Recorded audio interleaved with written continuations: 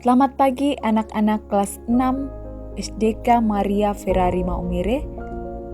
Selamat bertemu kembali bersama Teacher Jenny dan Teacher Faris dalam kegiatan pembelajaran dari rumah. Apa kabarmu hari ini? Semoga anak-anak sekalian tetap sehat, tetap semangat dalam mengikuti kegiatan pembelajaran hari ini. Sebelum memulai kegiatan pembelajaran, mari kita awali dengan doa. Berdoa dimulai. Berdoa selesai.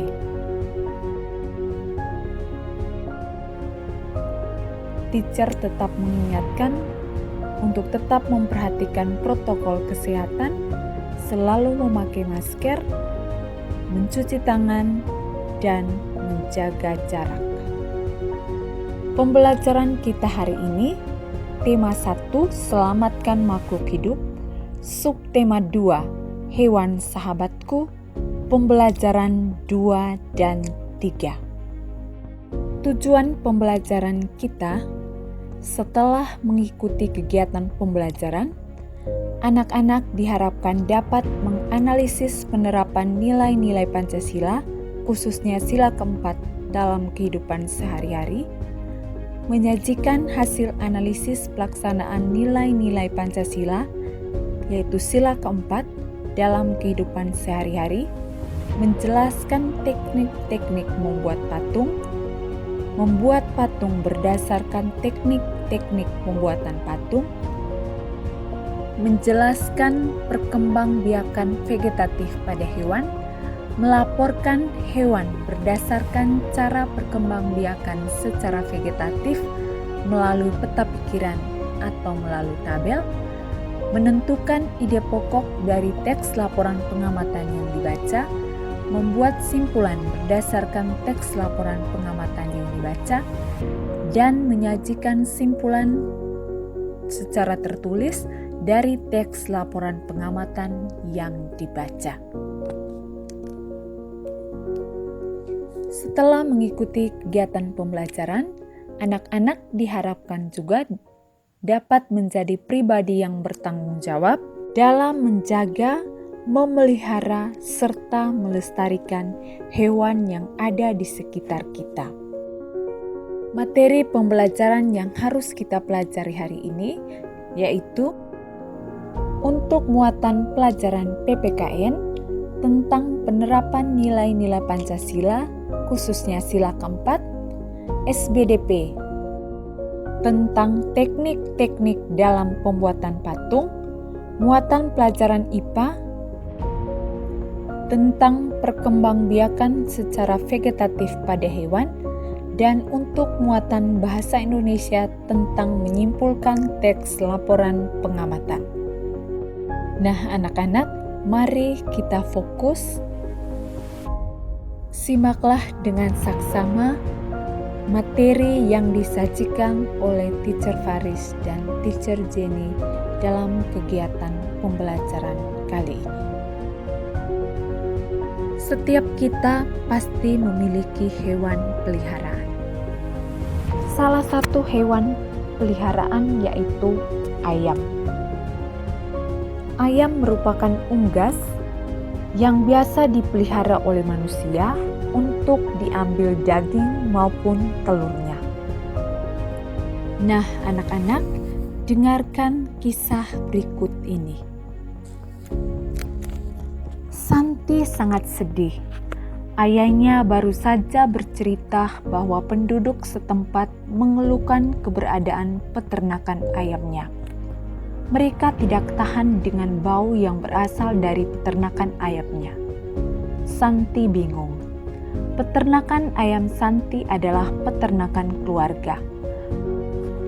Usaha dari peternakan dapat menghidupi keluarga dan membiayai sekolahnya. Santi memiliki peternakan ayam petelur. Secara teratur, ia mengirimkan telur ayamnya ke pasar untuk disimpan di salah satu toko di sana. Santi tidak mau peternakan ayamnya digusur. Ia akan berusaha agar penduduk mau menerima keberadaan peternakannya. Ia lalu menemui ayahnya dan mengusulkan agar mengadakan musyawarah untuk menyelesaikan masalah tersebut secara bersama-sama. Musyawarah tersebut dimaksudkan untuk mencapai mufakat. Ayah Santi pun menyetujui usul Santi untuk mengadakan musyawarah bersama warga untuk menyelesaikan masalah yang mereka hadapi. Nah, anak-anak sekalian, berdasarkan kisah tadi, dapat kita ketahui bahwa betapa pentingnya musyawarah dalam kehidupan kita sehari-hari. Dengan musyawarah, masalah yang muncul dalam kehidupan sehari-hari bisa diselesaikan dengan baik, sehingga kerukunan tetap terjaga. Musyawarah merupakan salah satu pengamalan nilai sila keempat Pancasila. Masih ingat anak-anak bunyi sila keempat Pancasila? Sila keempat Pancasila berbunyi, kerakyatan yang dipimpin oleh hikmat kebijaksanaan dalam permusyawaratan perwakilan. Sila keempat ini dilambangkan dengan kepala banteng. Nilai-nilai yang terkandung dalam sila keempat Pancasila yaitu yang pertama, mengutamakan kepentingan negara dan masyarakat. 2. Tidak memaksakan kehendak kepada orang lain. 3. Mengutamakan musyawarah dalam mengambil keputusan untuk kepentingan bersama. 4. Menerima dan melaksanakan hasil musyawarah dengan rasa tanggung jawab. Dan yang kelima, melaksanakan musyawarah dengan akal sehat sesuai dengan nurani yang luhur. Beberapa contoh penerapan sikap yang sesuai dengan nilai-nilai sila keempat, yaitu menyelesaikan masalah atau konflik dengan musyawarah, tidak memaksakan pendapat atau kehendak diri kepada orang lain, setiap orang memiliki kedudukan yang sama sehingga keputusan untuk kepentingan bersama lebih diutamakan, menghargai pendapat orang lain, mengambil keputusan bersama dengan mufakat, melaksanakan hasil musyawarah dengan itikat baik. Musyawarah dilakukan dengan akal yang sehat dan hati nurani yang luhur, menerima dan melaksanakan hasil musyawarah dengan rasa tanggung jawab, serta memberikan kepercayaan kepada wakil-wakil yang dipercayai untuk melaksanakan permusyawaratan. Anak-anak sekalian, masih ada banyak sekali contoh penerapan nilai-nilai sila keempat Pancasila, seperti diskusi kelompok untuk menyelesaikan tugas yang diberikan, musyawarah untuk mengadakan kerja bakti, mengikuti kegiatan pemilihan umum, dan masih banyak lagi. Teacher yakin dan percaya anak-anak sudah menerapkan nilai-nilai sila keempat Pancasila dalam kehidupan sehari-hari. Dalam menyelesaikan sebuah karya seni, khususnya patung, jika mengalami kendala atau kesulitan, tidak ada salahnya kita mengadakan musyawarah untuk mendapatkan solusi atau jalan keluar atau usul saran berkaitan dengan cara pembuatan patung, pemilihan bahan pembuatan patung, ataupun teknik-teknik dalam membuat patung. Baik, anak-anakku sekalian, sekarang kita melihat teknik-teknik dalam pembuatan patung. Yang paling pertama adalah teknik modeling atau butsir. Yang kedua, teknik memahat. ketiga teknik mencetak, dan yang terakhir teknik konstruksi. Kita lihat penjelasannya satu persatu dari setiap teknik. Yang pertama, teknik modeling atau butcher. Teknik ini adalah membentuk benda dengan cara memijit-mijit, menambah, dan mengurangi bahan yang dibentuk. Sedangkan alat yang digunakan dalam teknik ini ada butcher dan juga pisau sudim. Sedangkan bahan yang biasa digunakan dalam teknik ini adalah bahan dari tanah liat dan plastisine. Intinya bahan-bahan yang lunak.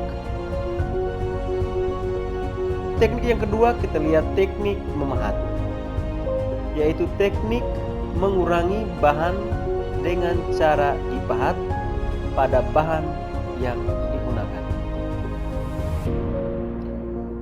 Alat yang digunakan untuk teknik ini adalah pahat dan palu. Sedangkan bahan yang digunakan adalah kayu dan batu. Intinya berbahan keras pada teknik memahat. Teknik yang ketiga adalah teknik mencetak. Teknik mencetak ini dibedakan menjadi dua jenis, yaitu teknik cetak tuang dan teknik cetak tekan. Teknik jenis ini biasanya menggunakan cetak tuang atau cor. Alat yang digunakan dalam teknik ini itu cetakan yang sesuai bentuk yang kita inginkan. Sedangkan bahannya bisa semen, ada gips, lalu fiberglass, emas air, bisa tembaga, dan kuningan. Teknik yang terakhir adalah teknik konstruksi. Teknik ini digunakan dengan cara menyusun atau membangun bahan atau cara menyusunnya dengan membangun kerangka terlebih dulu baru dilem. Ini adalah teknik konstruksi. Sedangkan alat yang digunakan dalam teknik ini berupa rangka bangunan atau bisa meja putar. Sedangkan bahannya dari tanah liat, plastisine, semen, gips, besi, bubuk kertas, serbuk gergaji.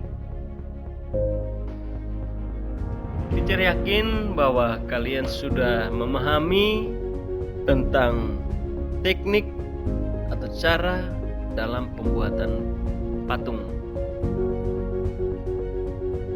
Dalam membuat patung yang harus kita tentukan juga objek apa yang kita mau buat untuk dijadikan model patung tersebut.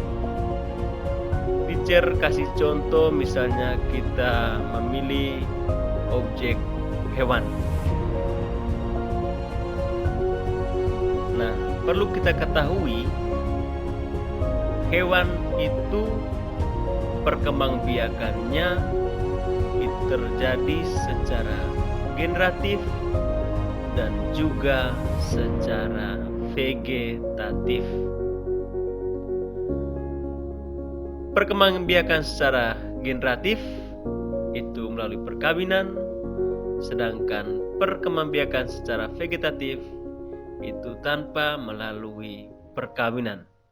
Dan pada kesempatan ini kita akan belajar tentang perkembangbiakan vegetatif pada hewan. Perkembangbiakan vegetatif pada hewan merupakan perkembangbiakan untuk menghasilkan individu baru yang tidak disertai dengan proses pembuahan atau peleburan sel kelamin jantan dan sel kelamin betina. Perkembangbiakan vegetatif pada hewan dibedakan menjadi 4 jenis, yaitu yang pertama ada pertunasan, fragmentasi, partenogenesis, dan membelah diri. Kita lihat satu persatu. Yang pertama itu adalah pertunasan atau tunas. Pertunasan merupakan cara perkembangbiakan hewan yang dilakukan dengan membentuk tunas pada tubuhnya. Contohnya seperti hewan hydra, ada anemon laut, ada porifera, ada coelenterata. Kalau porifera ini adalah hewan yang bertubuh lunak, sedangkan coelenterata ini adalah hewan yang berrongga. Yang kedua kita lihat fragmentasi. Fragmentasi ini adalah cara berkembangbiak pada hewan dengan teknik memutuskan bagian tubuhnya atau memotong tubuhnya untuk membentuk organisme baru atau individu yang baru. Contohnya seperti dilihat dalam gambar ini adalah cacing pipi dan cacing pita. Cacing pita ini ada di hewan dan juga ada di perut manusia. Yang berikut kita lihat partenogenesis. Bentuk reproduksi aseksual di mana betina memproduksi sel telur yang berkembang tanpa melalui proses fertilisasi atau proses pembuahan.